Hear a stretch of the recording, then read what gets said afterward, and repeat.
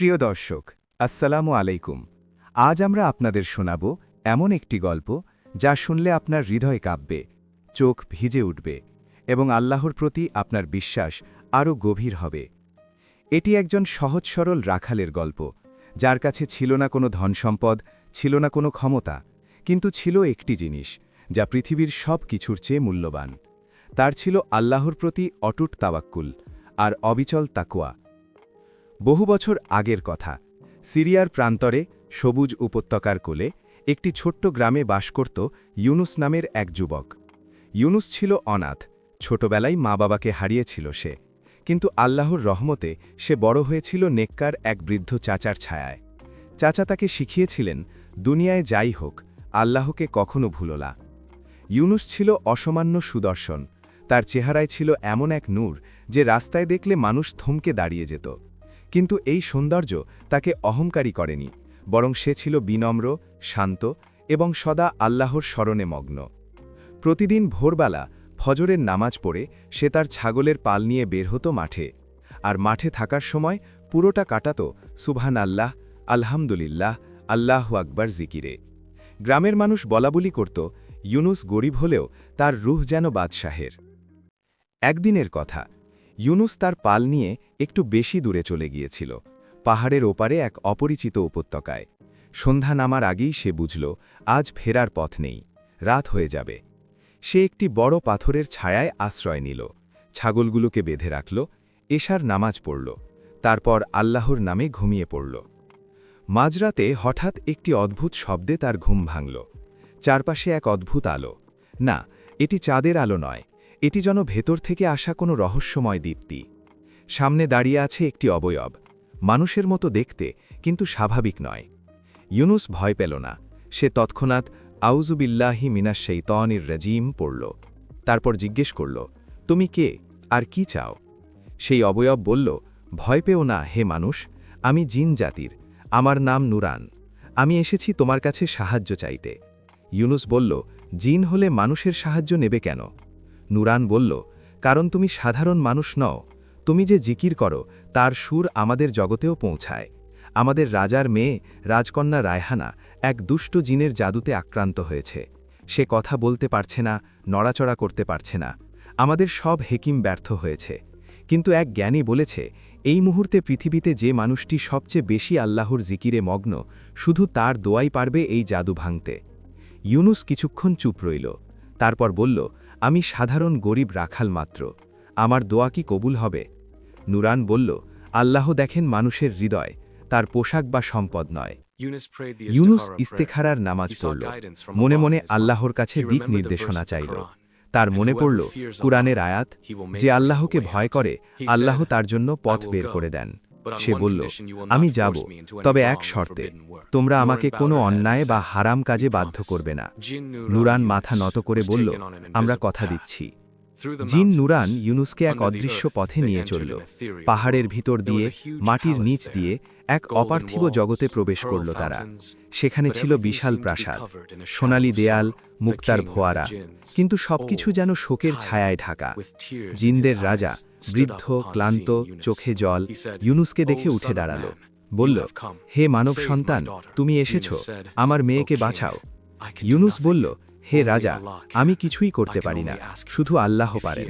আমি শুধু তার কাছে চাইতে পারি, তিনি যদি কবুল করেন তাহলেই কাজ হবে। রাজা তাকে রাজকন্যার কক্ষে নিয়ে গেল। রায়হানা শুয়ে আছে, তার চেহারা ছিল মলিন, চোখ বন্ধ, কোনো সাড়া নেই, কিন্তু বুক উঠছে নামছে, সে জীবিত। ইউনুস পরিষ্কার হয়ে অজু করল, সে তাহাজ্জুদের 2 রাকাত নামাজ পড়ল, তারপর সেজদায় দিয়ে এমনভাবে কাঁদল যেভাবে একজন গরিব ভিক্ষুক তার সব শেষ আশা নিয়ে দরজায় দাঁড়ায়। বলল, হে আল্লাহ, আমি কিছুই নই, আমার কোনো যোগ্যতা নেই, কিন্তু তুমি বলেছ আমাকে ডাকো, আমি সাড়া দেব। হে আল্লাহ, এই মজলুমের কষ্ট দূর করো, তুমি ছাড়া কেউ নেই। তারপর আয়াতুল কুরসি পাঠ করল, তারপর সূরা ফালাক ও সূরা নাস পড়ে রায়হানার মাথার কাছে ফুঁ দিল। মুহূর্তের মধ্যে ঘরের বাতাস বদলে গেল, একটি তীব্র ঝাঁকুনি, তারপর নীরবতা। রায়হানার চোখ খুলল, সে উঠে বসল, ধীরে ধীরে চারদিকে তাকাল, তারপর বলল, আব্বা। রাজা ছুটে গেল মেয়ের কাছে, তাকে জড়িয়ে ধরে কাঁদতে লাগল। সারা প্রাসাদে হইচই পড়ে গেল, রাজকন্যা সুস্থ হয়েছে।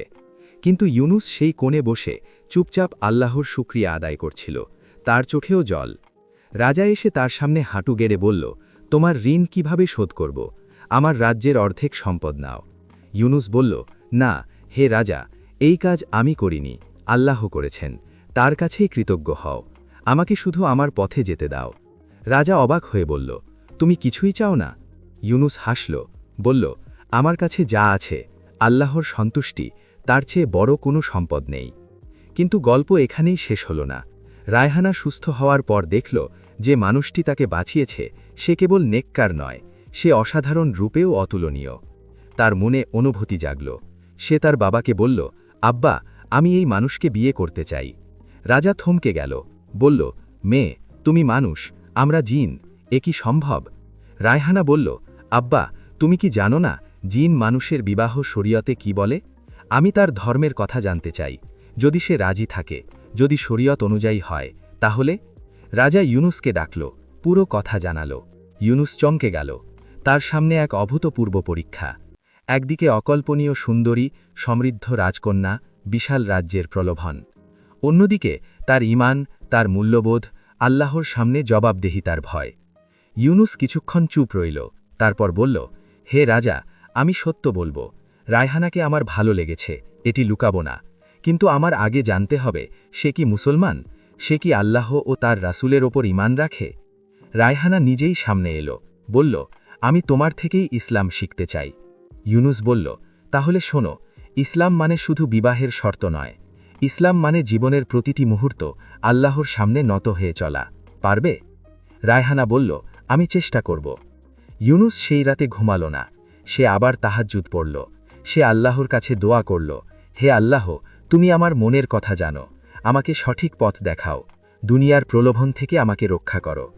ভোরবেলা ইউনুস রাজাকে ডেকে বলল, হে রাজা, আমি রায়হানাকে সম্মান করি, কিন্তু এই সম্পর্ক গড়তে হলে আমার শর্ত আছে।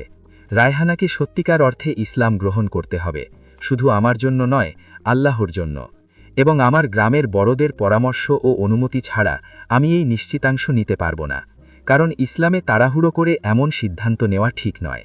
রাজা চমকে গেল। এই যুবকের কাছে রাজ্য নয়, নীতি বড়। ইউনুস গ্রামে ফিরে গেল, কিন্তু সে যাওয়ার আগে রায়হানাকে বলে গেল, যদি তুমি সত্যিই আল্লাহর পথে আসতে চাও, তাহলে দোয়া করো, আল্লাহ নিজেই পথ খুলে দেবেন।